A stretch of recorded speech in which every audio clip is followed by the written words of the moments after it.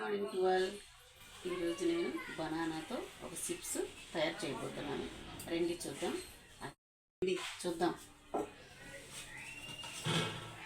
Banana chips. ఇది నేను ఇంకోటి ఆయిల్ కాకుండా సన్ఫ్లవర్ ఆయిల్, పామ్ ఆయిల్ ఇవన్నీ వాడతాం కాబట్టి అది కాకుండా వేరేది చూపిస్తాను.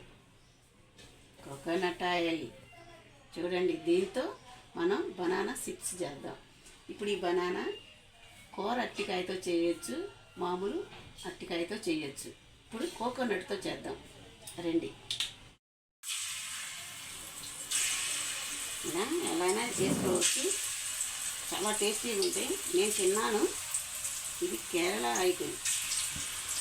ఇప్పుడు మనమైనా బనానా తినని పిల్లలు ఉంటారు, వాళ్ళ కోసం ఇలాగైనా చేసి పెట్టచ్చు. చాలా టేస్టీగా ఉంటాయి. నేను తినే చూపిస్తున్నా. కోకోనట్తో, ఆయిల్ కాదు.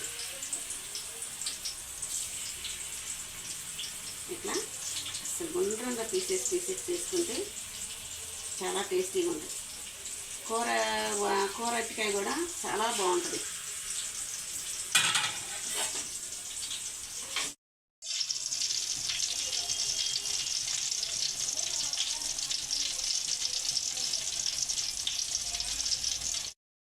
రెడీ అయిపోయింది.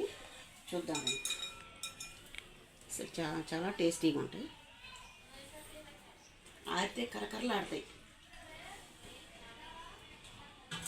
మీరు చూసే ఉంటారు, కానీ ట్రై చేయండి ఒకసారి. కోకోనట్తో, ఏ ఆయిల్ కాదు, కోకోనట్తోనే ట్రై చేయండి. చాలా టేస్టీగా ఉంటాయి. తిని చూడండి. అసలు తినని పిల్లలు కూడా సారిపోయింది, గట్టిగా ఉంది. చాలా బాగుంటాయి. ఒక లైక్ కొట్టండి ఫ్రెండ్స్.